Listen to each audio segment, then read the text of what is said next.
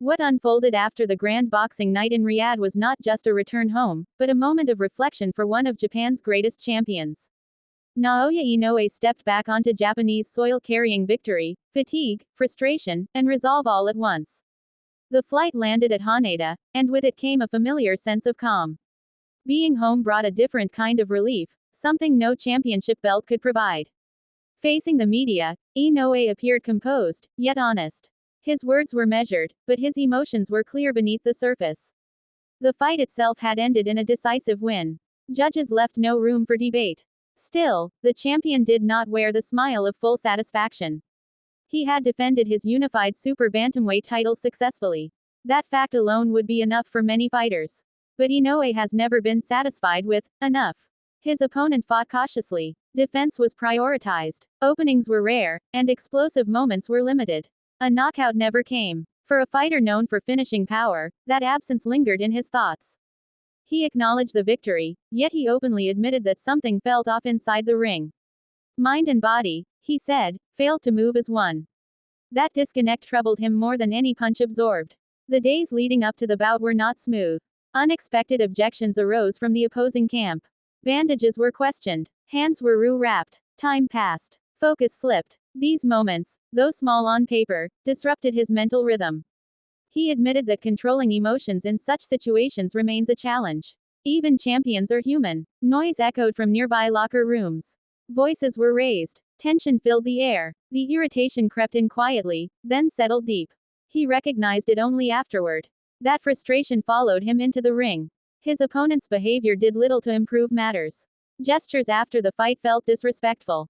Celebrations appeared premature. Inoue was not accustomed to such conduct. He spoke candidly, without hostility, but without hiding his disappointment. Respect, he emphasized, is part of the sport's foundation. When it is missing, victory feels incomplete. This was a rare moment of openness from a fighter usually reserved in criticism. Despite everything, the year itself stood as proof of his endurance.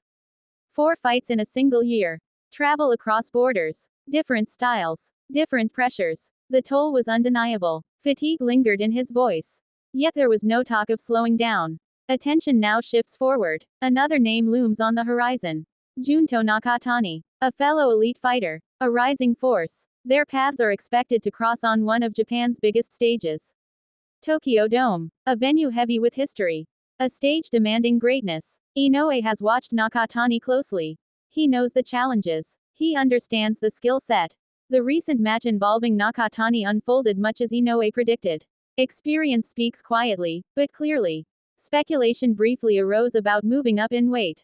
Another division. Another title. A 5th class conquered. The idea was tempting. The possibility real. But after reflection, focus returned to what lies directly ahead. One fight at a time. One mountain at a time. Plans beyond may remain unspoken. Silence, for now, is intentional. Even his longtime trainer offered little detail. The journey is ongoing. Rumors surfaced regarding massive earnings. Numbers spread quickly. Figures grew larger with each retelling. But reality, as always, was more grounded. Those reports were dismissed. Not everything glittering is gold. What remains undeniable is Inoue's mindset. Victory is not merely winning. It is performing to one's own standard. Anything less invites reflection. And reflection fuels growth. As he stood in Japan once more, the fighter was already looking inward. Already recalibrating. Already preparing. The ring may have been left behind for now. But the next battle had already begun.